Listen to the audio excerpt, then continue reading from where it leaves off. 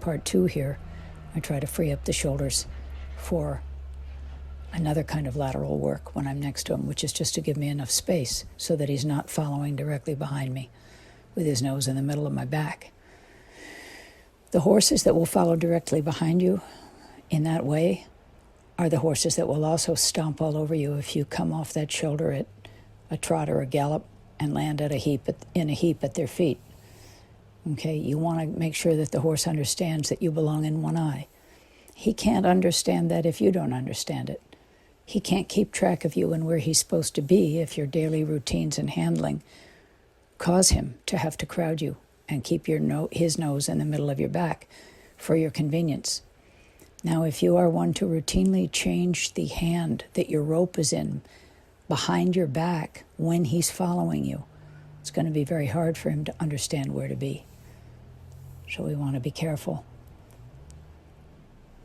Be very, very careful how you manage the transition between correcting him for what you don't want and rewarding him for what you do want after you prepare him to produce that response for you. Right here, I just took advantage of the fact that he had been taught to lead by a foot. So when he cut that rope up, it released the root of his neck to me. The root of his neck I'm talking about, see 5, 6, 7. 7 is where it attaches in between his shoulders at the front of the sternum. Sternum would be the front of your rib cage, the top of the rib cage, right underneath the withers on him.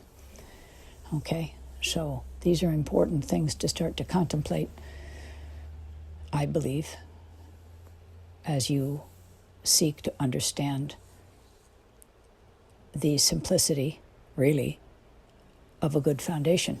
There are 8 basic elements. You have life on and life off. He's awake, he's not awake. Then you're going to go forward or you're going to go backwards. You're going to go left or you're going to go right. His shoulders and hips can elevate or they can become lower as you shift the weight and use the limbs to basically coil and recoil for powerful takeoffs or for coordinated downward transitions where the weight is brought up and back as you change your speed. So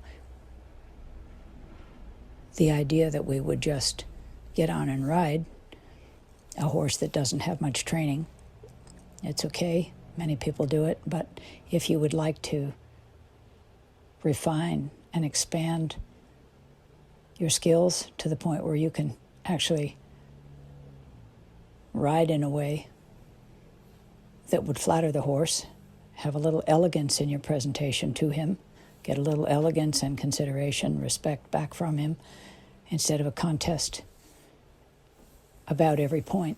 That would really be where you start to use your better feel. This is going to be based on your ability to observe carefully the things that he does in response to what you do, and if you have the opportunity to film yourself often enough so that you can see what you do in response to what he does. Okay? You'll notice I don't punish. You'll notice there's a limit to what I'll tolerate. But I don't put emotion out there. I don't put emotion into this because I already love the horse. That's not going to change at all. If anything, it'll get better, and has over the many years. But to assume that a horse is either trying to do wrong or trying to embarrass you, or he knows what you want but he just doesn't want to do it, it's easy to say those things. But if he's been trained in a way that he's been set up for corrections, then that is actually what he's waiting for. It doesn't mean he knows what you want. It means that if he's been corrected often enough, he knows that you want to correct him, so he does the things that fulfill that part of the relationship. So let's try to observe how, to the greatest degree possible, we can set him up to succeed so that he feels good about the try, and so that you feel good about the results because you know you have a safe horse to ride. You don't want to be in a situation where you realize there's no partnership when you're hanging by a foot at a trot or a gallop down the road, and he's just glad to be shed of you. Those things do happen. They are avoidable. The space that you need when you're leading a horse can start with a very small change like this. Watch carefully the feet. All those feet moved except the left front. and that's why I'm on the right. He doesn't have confidence to make a lateral move with the left foot. Not a nice one. He can stump it down there. He can shift it over in a clumsy, awkward way. But he cannot pick it up and reach and lift it because he's had 21 years of people micromanaging his behavior on that shoulder. So he's worried about stepping on people. He's worried about being wrong, being in the way, knocking people down. As much as he may have done it in life, and I know that he has, it doesn't mean that he felt good about it. You'll see that that left front shoulder is stiff and it plops straight down. His other shoulder has a different way. It's looser, it's freer. I want to get in time with those feet and start to re-educate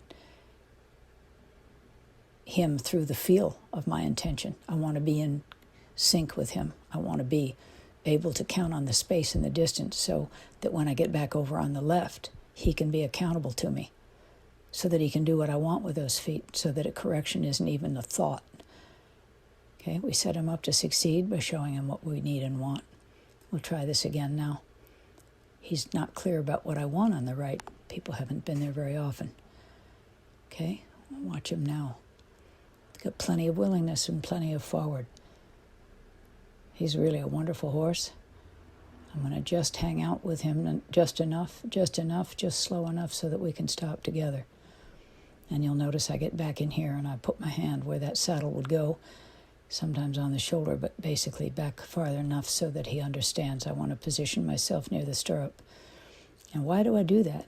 It's so that over time, if you spend enough time back where that saddle is, you want to have him understand that most of the time your hips, your line of sight, your belly button, your core energy is going to be organized around the center of him.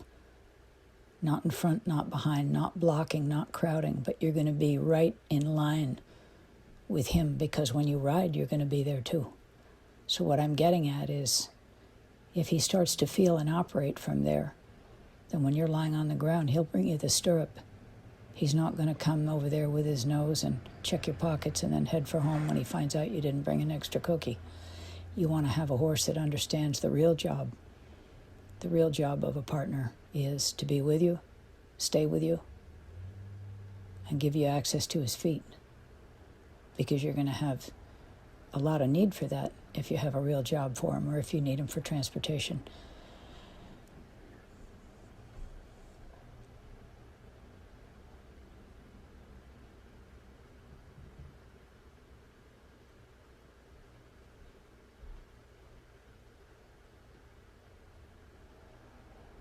That release to his left, he finally understood.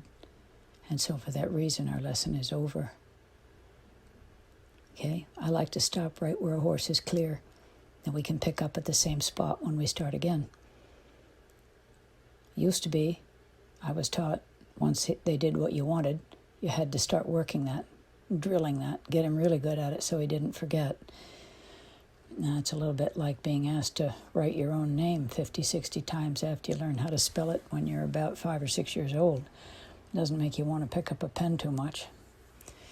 So once he's got the point, I like to leave him with a good feeling. He checked in with me there. He feels good about himself. You can always come back. If you keep your lessons short, you can do 2 or 3 a day.